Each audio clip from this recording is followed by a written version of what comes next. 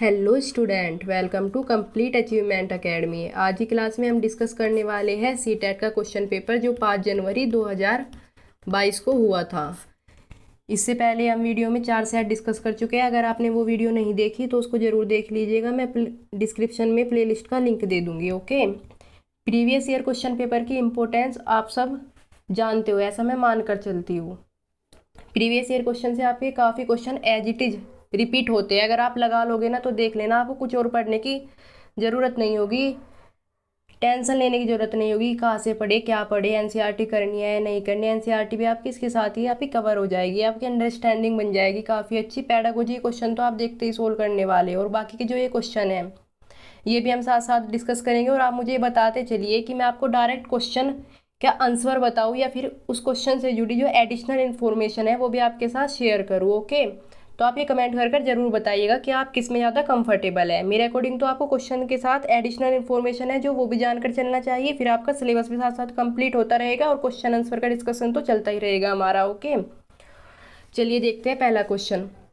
तरुण भारत संघ एक ऐसी संस्था है जो जल के संरक्षण के लिए कार्य करती है। संस्था के प्रधान निम्न में से एक है। देखो, तरुण भारत संघ, तरुण भारत संघ जो है, तरुण भारत संघ, तरुण भारत संघ की स्थापना हुई थी आपकी 30 मई 1975 में। ये कहाँ पर स्थित है? ये राजस्थान में स्थित है। ओके, ये जल संरक्षण और वन संरक्षण के लिए कार्य करती है। और इसके जो संस्थापक है, ये जो प्रधान है इसके संस्थापक, वो थे राजेंद्र सिंह। राजेंद्र सिंह, देखो राजेंद्र सिंह को हम वाटरमैन के नाम से भी जानते हैं। वाटरमैन, जल पुरुष। आपके एग्जाम में क्वेश्चन भी बना हुआ है वाटरमैन के नाम से किसको जाना जाता है, तो ये इसके संस्थापक है राजेंद्र सिंह। तो इसका करेक्ट आंसर होगा आपका Rajendra Singh, option number C, Rajendra Singh. Okay, इसके बाद मेघा पाटकर, मेघा पाटकर जुड़ी हुई है आपकी नर्मदा बचाओ आंदोलन से। क्वेश्चन ही पूछा जा चुका है।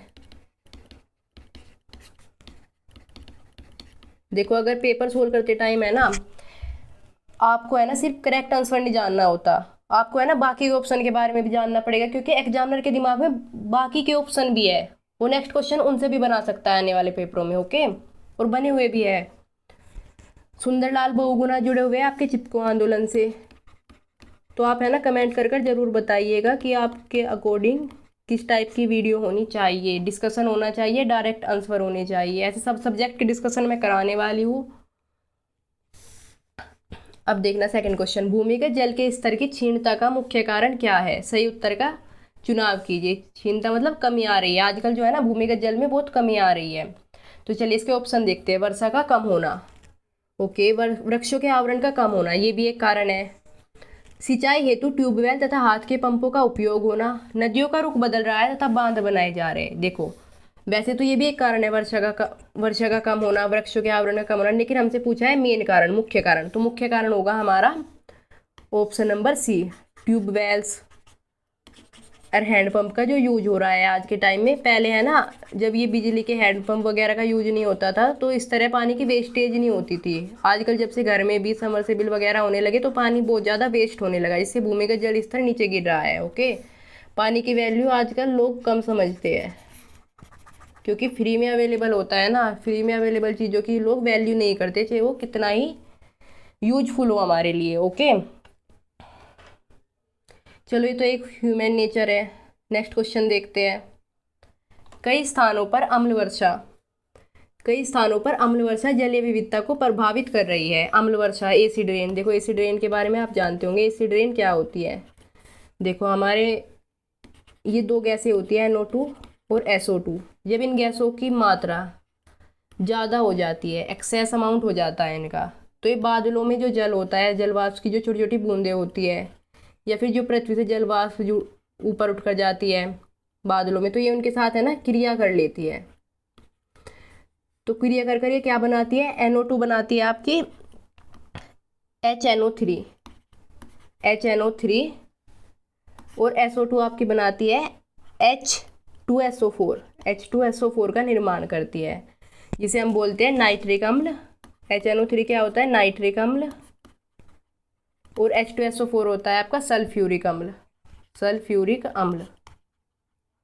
अम्ल वर्षा के काफ़ी नुकसान है, देखो ताजमहल भी इससे प्रभावित हो रहा है और भी काफ़ी नुकसान है इसके। तो क्या पूछा है हमारे से, अम्ल वर्षा निम्नलिखित में से किन प्रमुख रसायनों के कारण होती है? हाइड्रोक्लोरिक अम्ल तथा सल्फ्यूरिक अम्ल, नाइट्रिक अम्ल तथा सल्फ्यूरिक अम्ल। देखो नाइट्रिक अम्ल और सल्फ्यूरिक अम्ल हमने अभी डिस्कस किया है। एसिटिक अम्ल तथा सल्फ्यूरिक अम्ल या हाइड्रोक्लोरिक अम्ल तथा नाइट्रिक अम्ल। तो इसका करेक्ट आंसर होगा नाइट्रिक अम्ल तथा सल्फ्यूरिक अम्ल, नाइट्रिक अम्ल तथा sulphuric acid. Okay, next question देखते हैं।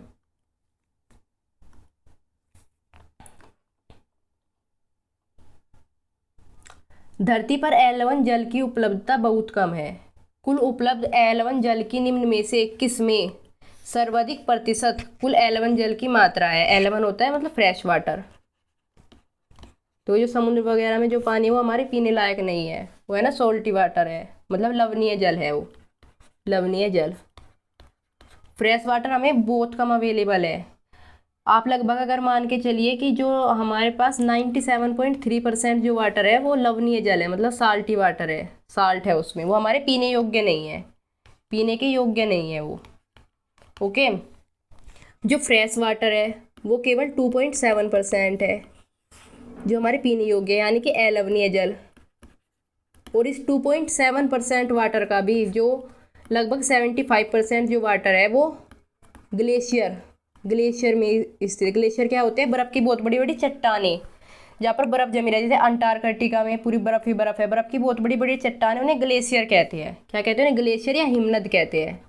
हिमनद, हिम बर्फ़। ओके, और जो बाकी का है वो और जगह है, वो नदियों वगैरह में है, नदियों और ये भूमिगत जल, ये सब जो बाकी के जो सोर्स है ना बाकी का उसमें। तो 75% हमारा क्या है? ग्लेशियर में है, इस 2.7% का।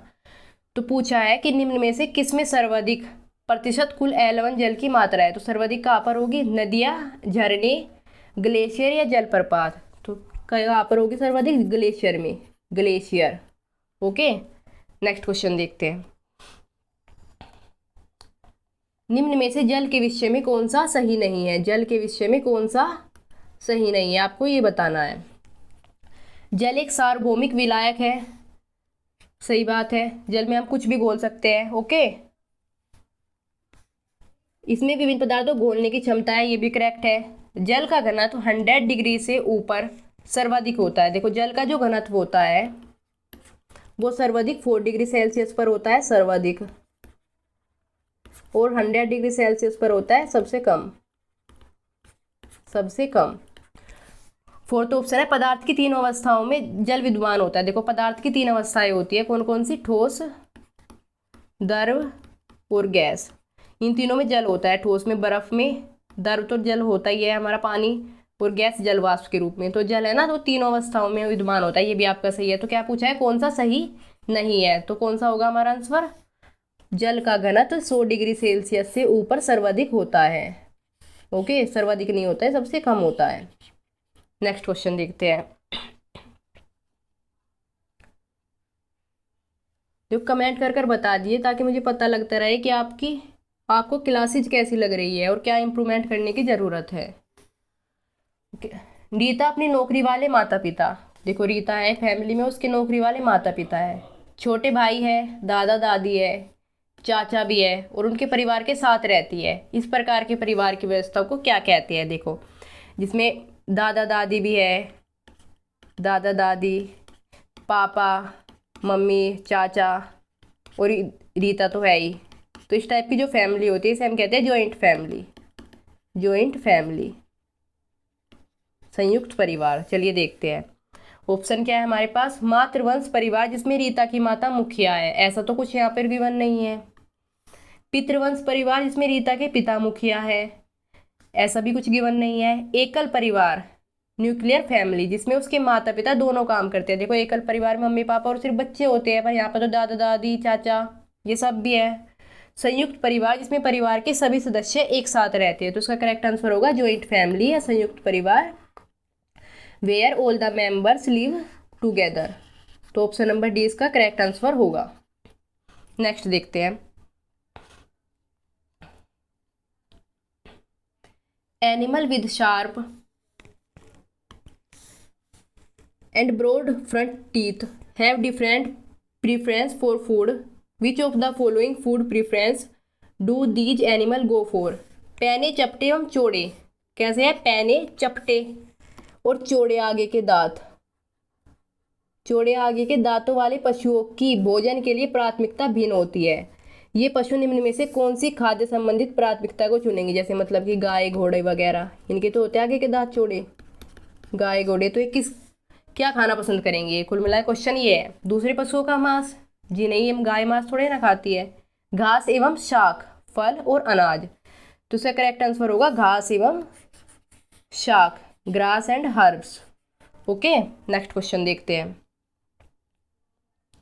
जो पौधे खारे जल वाले क्षेत्र में उगते हैं उन्हें कहा जाता है, खारे जल वाले क्षेत्र में, खारा मतलब लवणीय जल, लवणीय जल।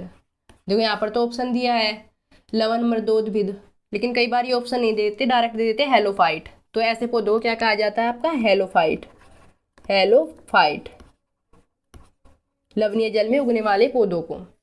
समोद्भिद किसे कहते हैं, मीजोफाइट किसे कहते हैं, मतलब जो कैसे भी नॉर्मल जलवायु हो ना, नॉर्मल जो क्लाइमेट है उसमें उगते हैं, जैसे गेहूँ वगैरह, गेहूँ मक्का हम उगाते हैं नॉर्मल क्लाइमेट में, इसे बोलते हैं मीजोफाइट। तो ये भी आप याद रख लीजिएगा। जेरोफाइट बोलते हैं जो मरुस्थल में जो वनस्पति उगती है, मरुस्थल मतलब रेगिस्तान में, डेजर्ट में। हेलियोफाइट बोलते हैं, मतलब जो हेलियोफाइट, हेलियो का मीन्स होता है यहाँ सन से, जो मतलब सूर्य के प्रकाश चाहिए होगा जिन्हें उगने के लिए, कंपलसरी है उनके लिए सूर्य का प्रकाश, तो ऐसे पौधों को बोलते हैं हेलियोफाइट। तो इसका करेक्ट आंसर होगा halophytes, halophytes. Okay, next question देखते हैं। बस एग्जाम के टाइम पर आपको रिवाइज करने की जरूरत होगी, अगर आपको स्पीड कम लग रही है आप तेज कर सकते हैं, ओके, अपने अकॉर्डिंग, और अगर आपको ज़्यादा लग रही है तो कमेंट कर सकते हैं। जो रंग चित्र किसी कथा का चित्रण करते हैं, क्या करते हैं, किसी कथा का चित्रण करते हैं जिनमें केवल प्राकृतिक रंगों का उपयोग किया जाता है, उस चित्रकला को क्या कहते हैं हम, चित्रकाठी कहते हैं। ये चित्रकला संबंधित है, देखो कहाँ से संबंधित है ये, महाराष्ट्र, राजस्थान, आंध्र प्रदेश और कश्मीर। देखो कुछ और चित्रकला देख लेते हैं साथ साथ। महाराष्ट्र की कौन कौन सी चित्रकला फेमस है, महाराष्ट्र की एक है वर्ली, वर्ली चित्रकला फेमस है वहाँ की, और एक चित्रकाठी जो पूछी जाती है आपके एग्जाम में, और एक और है क्या आपकी पिंगुली, पिंगुली। ओके, राजस्थान की देख लेते हैं, एक तो फड़, और एक होती है मेवाड़ कला, ये राजस्थान की है। और कौन सा ऑप्शन है आपका, आंध्र प्रदेश, आंध्र प्रदेश की है ये भी पूछी जा चुके, भी याद रख लेना आप, कलमकारी, कलमकारी।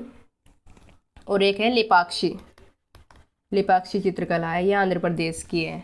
ऐसे कवर करते चलेंगे ना आपका अच्छे से कवर हो जाएगा।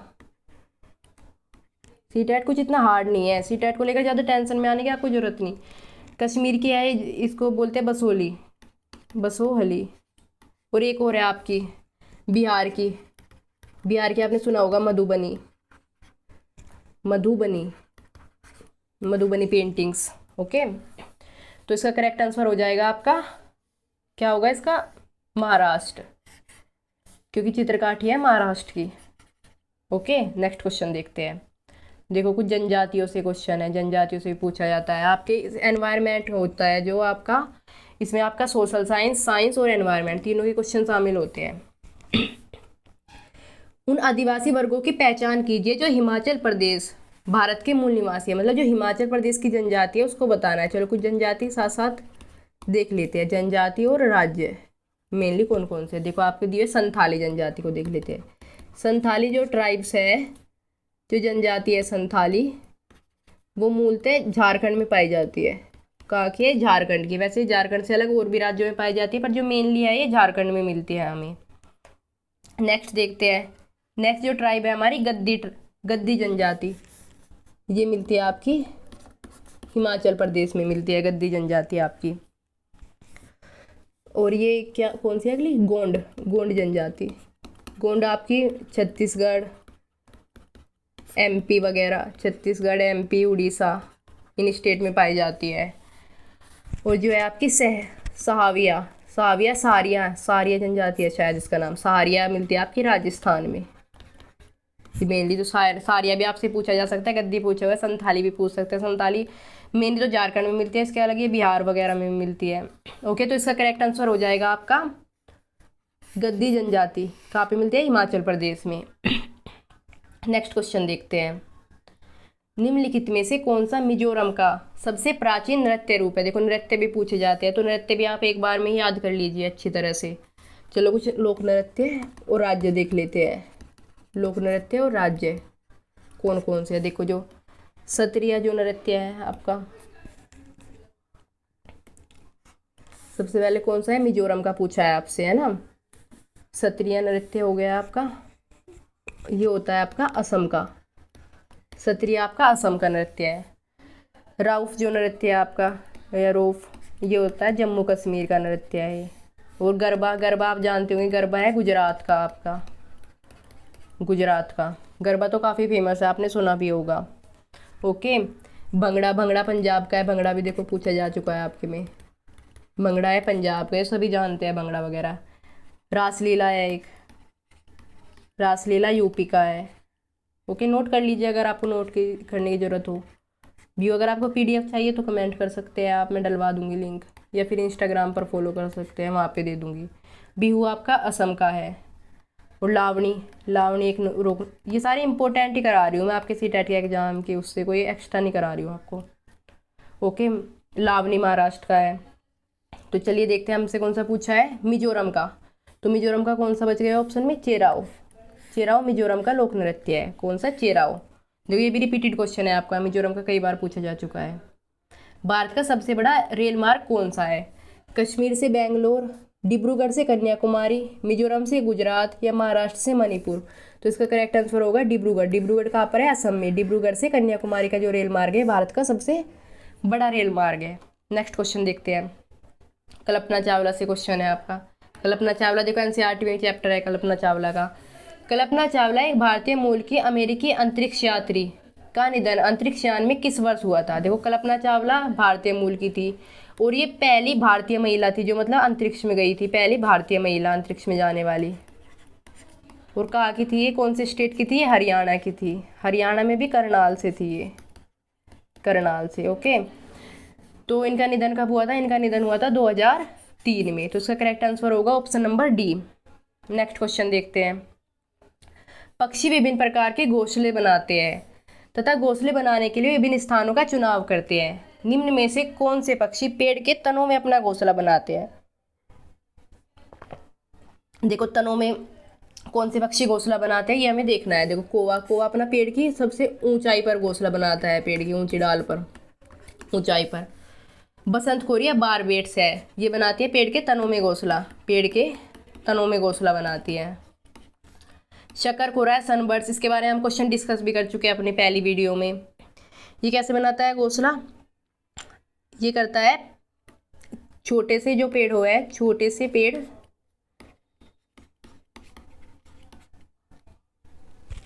ये झाड़ी पर लटकता हुआ घोंसला बनाता है। लटकता हुआ आपने देखे भी होंगे, लटकता हुआ घोंसला, लटकता हुआ घोंसला। ओके, दर्जी पक्षी क्या है? पत्तों से सिल कर, पत्तों से सिल कर अपना घोंसला बनाती है, पत्तों से, पत्तों को अपनी चोंच से सिलती है।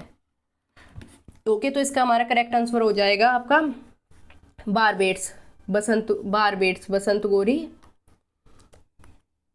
इसका आंसर हो जाएगा आपका बारबेट्स, बसंत गोरी भी बोल देते हैं, बारबेट्स भी बोलते हैं। ओके, नेक्स्ट क्वेश्चन देखते हैं। वैश्विक महामारी के समय डॉक्टरों ने विटामिन सी से भरपूर भोजन ग्रहण करने की मात्रा को बढ़ाने के लिए कहा। देखो कोरोना वायरस आया था तब विटामिन सी की वैल्यू बढ़ गई थी। क्यों? क्योंकि विटामिन सी जो होता है ना, वो उसकी क्या है, वो हमें संक्रमण से लड़ने की ताकत देता है। ओके, कई से लड़ने की, संक्रमण से लड़ने की ताकत देता है। एक कहते हैं रोग प्रतिरोधक क्षमता बढ़ाता है, शरीर की हमारी रोग प्रतिरोधक क्षमता बढ़ाता है। विटामिन सी का जो केमिकल नेम है वो होता है आपका एस्कोर्बिक अम्ल, एस्कोर्बिक अम्ल। और विटामिन सी की कमी से कौन सा रोग होता है? स्कर्वी। ये भी पूछे जा चुके हैं, मैं डिस्कस भी कर चुकी हूँ आपको पहली वीडियो में सब विटामिन, जिसमें मैंने सारे विटामिन उनके केमिकल नेम्स सब डिस्कस किए हुए हैं।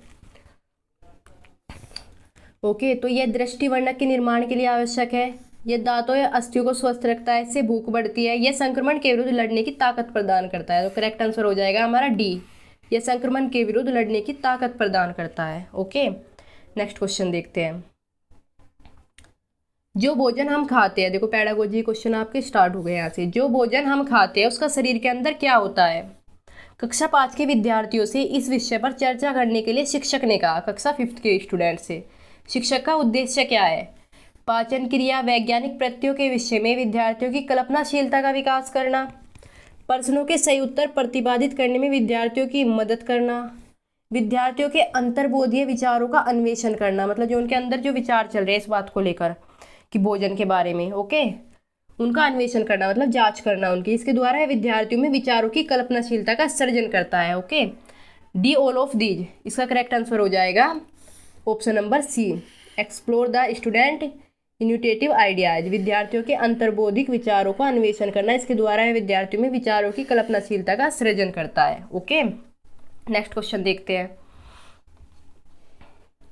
कक्षा 4 के अध्यापक आयान एक संग्रहालय की यात्रा का आयोजन करते हैं। इस क्षेत्र के भ्रमण में कौन से प्रक्रियात्मक कौशलों को प्रोत्साहन मिलेगा? ये देखना है हमें। वर्गीकरण एवं प्रयोग करना, देखो इसमें वर्गीकरण और प्रयोग की तो कोई बात नहीं संग्रहालय की यात्रा में। संप्रेषण एवं चरों की पहचान, अवलोकन तथा मॉडलों का निर्माण, नक्शा बनाना एवं मापन करना। तो इसमें संग्रहालय में जाके स्टूडेंट क्या करेंगे? वहाँ पर अवलोकन करेंगे, ऑब्जर्वेशन करेंगे। तो इसका करेक्ट आंसर होगा अवलोकन तथा मॉडलों का निर्माण। नेक्स्ट क्वेश्चन देखते हैं। जल में वस्तुओं की घुलनशीलता का अवलोकन करने के एक क्रियाकलाप में ईवीएस की अध्यापिका मीरा अपने छात्रों से चीनी, नमक, नींबू का रस, हल्दी, आटा आदि लाने के लिए कहती है, क्योंकि टीचर क्या पढ़ा रही है? टीचर चैप्टर पढ़ा रही है वस्तुओं की घुलनशीलता का। ओके, तो वो छात्रों से ये सब लाने को कहती है। कहने का उद्देश्य क्या है इसके पीछे? कहने का सर्वोत्तम कारण क्या है? ये हमें फाइंड आउट करना है। चलिए इसके ऑप्शन देखते हैं। प्राइमरी स्कूलों में कोई प्रयोगशाला अथवा सामान उपलब्ध नहीं है, ऐसा कुछ नहीं है। छात्रों के सीखने की क्रिया में परिवार को शामिल करने की आवश्यकता, परिवार क्या करेगा इसमें?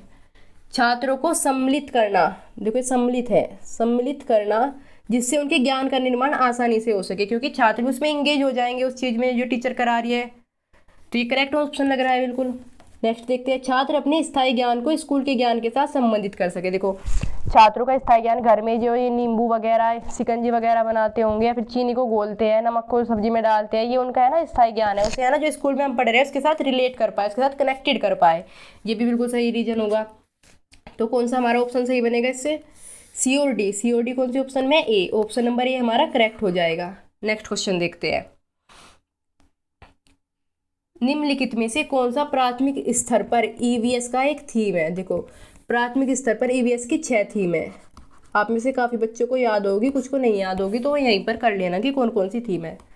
परिवार मित्र, परिवार एवं मित्र, family and friends, family and friends. दूसरी थीम होगी हमारी फूड या भोजन। तीसरी थीम होगी हमारी आश्रय या शेल्टर। फोर्थ थीम होगी हमारी पानी या वाटर। फिफ्थ है हमारी यात्रा या ट्रैवल, ट्रैवल। और सिक्स थीम होगी हमारी चीज़ें जो हम बनाते हैं, या फिर हम चीज़ें कैसे बनाते हैं और करते हैं। चीज़ें जो हम बनाते हैं और करते हैं, और करते हैं। देखो यही क्वेश्चन सेम टू सेम 2019 में भी आया था, सेम टू सेम आपका, और ये क्वेश्चन अब भी आया हुआ है सेम टू सेम। ऑप्शन वगैरह सब कुछ यही है। अब आप देख लो सीटेट में कितने क्वेश्चन रिपीट होते हैं। कोई आपको प्रैक्टिस कराएगा तो प्रीवियस ईयर को पेपर की ज़्यादातर लोग प्रैक्टिस कराते हैं, आपको बताते नहीं कि ये प्रीवियस ईयर पेपर है, क्योंकि स्टूडेंट तो देखता नहीं, स्टूडेंट आलसी होते हैं इस उम्र में। वो सोचते हैं सब कुछ ऐसे ही मिल जाए, दे रहे हैं पर इनको देख लेना आप पूरा कंप्लीटली। ओके, तो इसका करेक्ट आंसर हो जाए कौन सा? थीम नहीं, थीम है पदार्थ तो थीम नहीं है। प्राकृतिक संसाधन, भोजन, संरक्षण ये थीम नहीं है। तो कौन सा हमने डिस्कस किया है? Things we make and do, हम चीज़ें कैसे बनाते हैं और करते हैं, तो ये इसकी थीम है। नेक्स्ट क्वेश्चन देख लेते हैं। प्राथमिक स्तर के ईवीएस की पाठ्यचर्या के अनुसार विद्यार्थियों को हमारे देश में कुछ सामाजिक मुद्दों के प्रति संवेदनशील बनाया जाता है। पहचान करें निम्नलिखित में से किन सामाजिक मुद्दों को पाठ्यचर्या में लिया गया है। देखो एनसीएफ 2005 के अनुसार जो ईवीएस है उसमें डिफरेंट डिफरेंट सामाजिक मुद्दों के प्रति बच्चों को अवेयर बनाने की बात की गई है। कौन कौन से मुद्दे हो सकते हैं, जैसे लैंगिक समानता या लिंग भेद वाले मुद्दे, बाल मजदूरी से जुड़े मुद्दे, जो असमानताएं हैं उनसे जुड़े मुद्दे, पर्यावरणीय मुद्दे के प्रति बच्चे अवेयर हो जाए, पर्यावरणीय मुद्दे, और क्या उत्पीड़न के मुद्दे या अनैतिक व्यवहार के मुद्दे।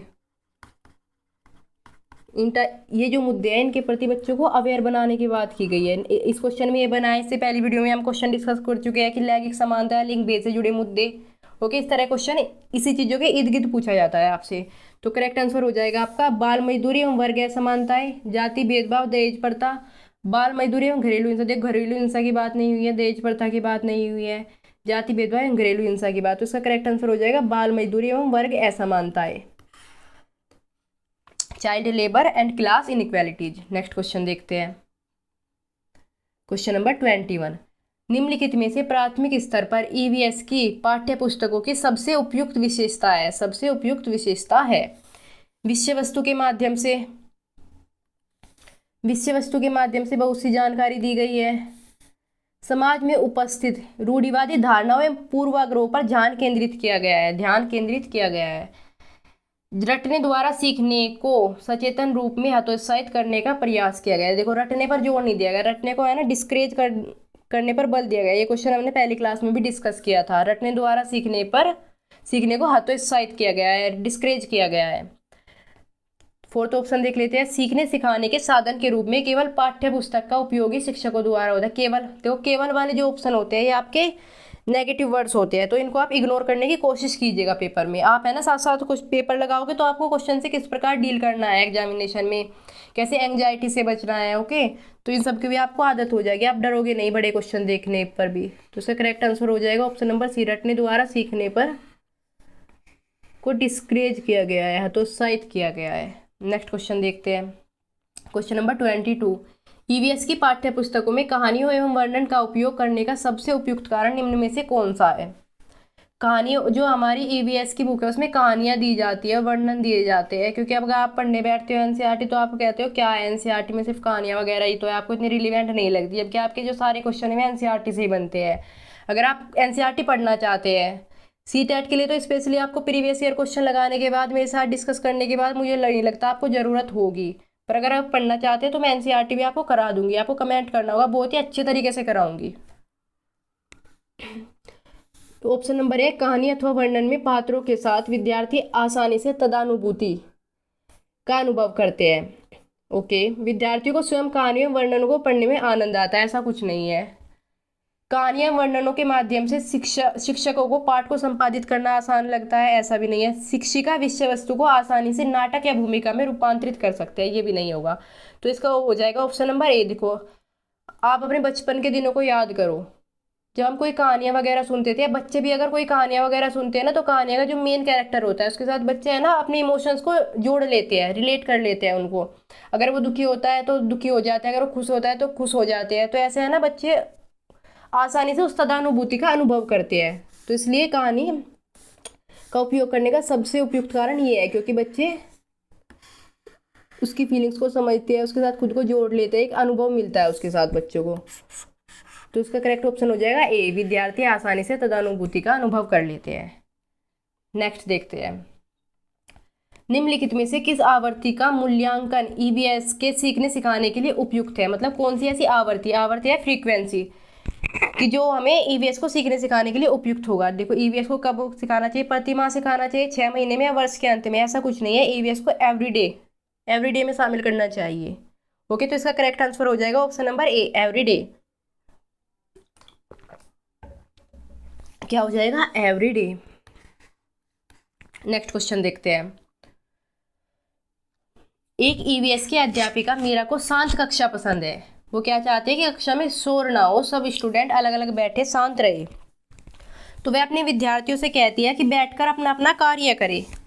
उसके विद्यार्थी निम्नलिखित में से किससे वंचित रहेंगे। देखो शांत बैठने से विद्यार्थी किस चीज़ से वंचित रहेंगे। बहुबुद्धि, ये बुद्धि है, बहुबुद्धि का तो यहाँ कुछ काम नहीं। अवलोकन से सीखना, देखो ऑब्जर्व तो वो अकेले शांत बैठ कर ही करेंगे, तो इससे तो वंचित नहीं रहेंगे। हमसे पूछा है किससे वंचित रहेंगे। व्यक्तिगत सीखना, अगर वे अकेले अकेले बैठे आपस में बात नहीं करें तो इंडिविजुअली सीखेंगे, वे व्यक्तिगत सीखेंगे, तो ये भी नहीं होगा। सहपाठी द्वारा सीखना, अगर वे आपस में बात नहीं करेंगे तो पीयर लर्निंग से वंचित रहेंगे, मतलब अपने सहपाठियों से सीखने से वंचित रह जाएंगे। तो इसका करेक्ट आंसर होगा सहपाठी द्वारा सीखना। नेक्स्ट क्वेश्चन देखते हैं।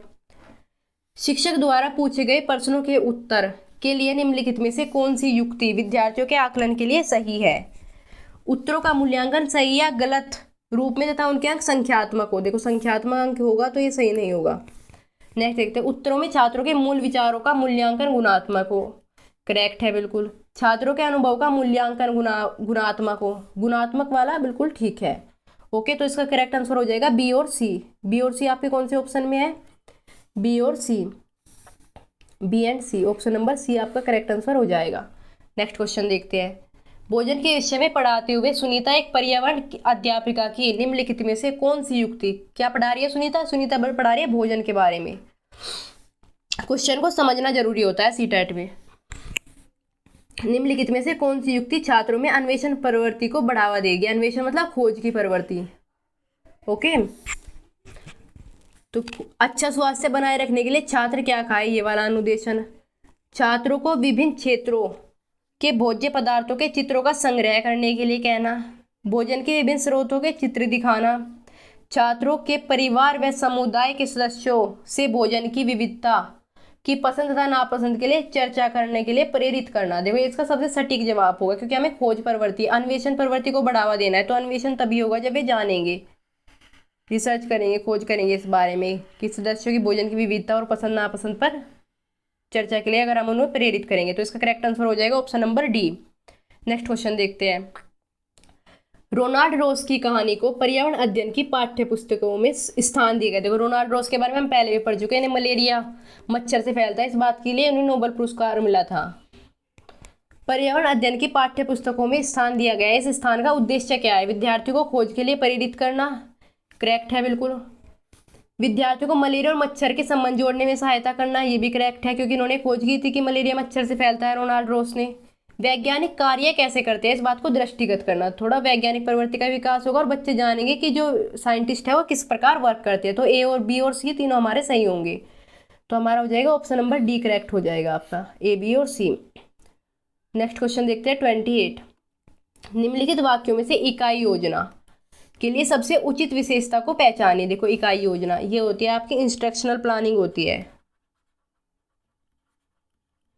इंस्ट्रक्शनल प्लानिंग यानी अनुदेशात्मक योजना, अनुदेशात्मक योजना। इस अनुदेशात्मक योजना के अंदर आती है आपकी ईयर प्लानिंग, वार्षिक योजना, यूनिट प्लान, इकाई योजना और लेसन प्लान, चैप्टर योजना। सबसे पहले स्टार्टिंग में हम पूरे ईयर का प्लान बनाते हैं कि पूरे सत्र में क्या क्या होने वाला है। ईयर प्लान को हम डिवाइड करते हैं यूनिट प्लान में, ईयर प्लान को हम यूनिट प्लान में डिवाइड करते हैं। यूनिट प्लान की जो मेथड, इसका डेवलपमेंट जो किया था, इसका विकास किया था वो मैरिसन ने, HC मैरिसन ने किया था। और लेसन प्लान का जो विकास किया था वो किया था आपके हर्बर्ट ने। तो यूनिट प्लान जो होती है ये व्यक्तिगत विविधता पर ध्यान केंद्रित होती है, मनोवैज्ञानिक है ये।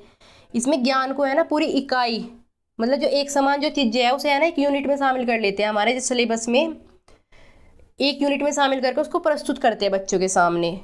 ओके, इस योजना में ज्ञान को एक इकाई या पूर्णता के साथ प्रस्तुत करते हैं, एक इकाई या पूर्णता के साथ, एक गहन पूर्णता के साथ। ओके, तो इसका आंसर हो जाएगा आपका यह पाठ के 10 से अधिक पाठ योजना का संकलन है। ऐसा कुछ नहीं है कि 10 से ज़्यादा पाठ इसमें शामिल करेंगे हम, ठीक है, ऐसा कुछ गिवन नहीं है। प्रत्येक पाठ के लिए सीखने सिखाने के क्रियाकलापों का ब्यौरा है, ये भी नहीं है।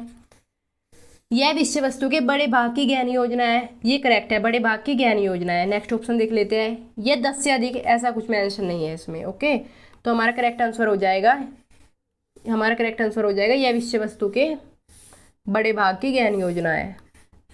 मतलब काफ़ी सारी जो एक समान चीज़ें होती है उनको एक साथ इकट्ठा करके, संगठित करके, व्यवस्थित करके हम एक यूनिट बना लेते हैं, फिर उसकी पाठ योजना बनाते हैं कैसे कैसे बच्चों को ये यूनिट पढ़ानी है। नेक्स्ट क्वेश्चन देखते हैं। 29, निम्नलिखित में से कौन सी युक्ति भाषा सीखने में कठिनाई वाले विद्यार्थियों को, मतलब जिन्हें भाषा सीखने में कठिनाई है उस विद्यार्थियों को पर्यावरण अध्ययन हम कैसे सिखा सकते हैं, कौन सी मेथड्स है, कौन सी युक्ति है जो सबसे उचित रहेगी उनके लिए। चलिए देखते हैं। उन्हें स्पर्शीय स्वरूप में, मतलब टच वाली फॉर्म में, बड़े बड़े अक्षरों में अंकित शिक्षण सामग्री दी जाए। बड़े बड़े अक्षरों में होगी तो जब ये भाषा की कठिनाई है उन्हें, तो फिर वे कैसे कर पाएंगे, बड़े बड़े अक्षरों में भी नहीं कर पाएंगे। नेक्स्ट ऑप्शन होगा अवधारणाओं की व्याख्या, बड़े बड़े चित्रों, देखो चित्र देख सकते हैं, ठोस वस्तुओं और क्रियाकलापों, मतलब कुछ एक्टिविटी के साथ करी जाए। ये ऑप्शन सही लग रहा है। चलो और देखते हैं। श्रवण सामग्री के रूप में विषय वस्तु देना, मतलब सुनकर सीखे विषय वस्तु दे। जब उनकी भाषा पर पकड़नी है तो सुनकर ही कैसे वो कर लेंगे, सीख। विद्यार्थियों को कक्षा में प्रथम पंक्ति में बैठाने का प्रबंध किया जाए। ये भी सही नहीं होगा, तो आपका करेक्ट आंसर हो जाएगा ऑप्शन नंबर बी। बड़े बड़े चित्रों, ठोस वस्तु और क्रियाकलापों के साथ की जाए। अवधारणाओं की व्याख्या, explaining concepts along with simple diagrams, concrete materials and activities. Okay, last question देख लेते हैं हमारा। अभी आपके पेपर में काफ़ी टाइम है, आप आराम से कर सकते हो अपना, और ये आपकी जो पढ़ाई है ना ये वेस्ट नहीं जाएगी। आपके आने वाले जो भी एग्जाम दोगे ना आप, उसमें भी काम आने वाली है। क्वेश्चन नंबर 30, थीम यात्रा में बछेंद्री पाल के पर्वतारोहण के अनुभव के वर्णन को सम्मिलित किया गया है। इन्हें सम्मिलित करने के क्या कारण हो सकते हैं। देखो बछेंद्री पाल का जो चैप्टर है वो यात्रा थीम में, उसे शामिल क्यों किया गया है एनसीईआरटी में।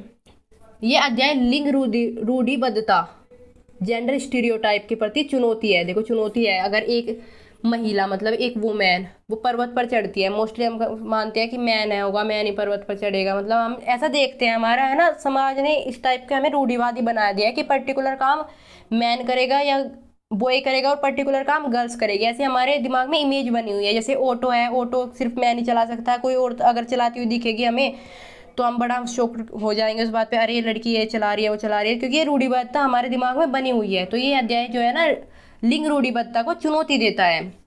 यह अध्याय पर्वतों की ऊंची चोटियों को मापने और पहुंचने में आई चुनौतियों का वर्णन करता है। ये भी करेक्ट है। यह अध्याय सामूहिक कार्य के महत्व की, देखो टीम, जो पर्वतारोही होते हैं वो जो चढ़ाई करते हैं वो एक टीम के साथ करते हैं। ओके, तो उसको भी दिखाता है। यह अध्याय एक अनुकरणीय आदर्श को प्रस्तुत करता है, जिसका हम अनुकरण कर सकें, ऐसे आदर्श को प्रस्तुत कर रहा है। ये भी करेक्ट होगा। तो इसके चारों ही ऑप्शन आप करेक्ट होंगे। चलिए देख लेते हैं अपने option A, B, C and D. Okay, तो आज की क्लास हम इतना ही रखते हैं। नेक्स्ट क्लास में हम फिर डिस्कस करेंगे। डेली हम डिस्कस कर रहे हैं आप ये क्वेश्चन। ओके, तो थैंक यू, टेक केयर।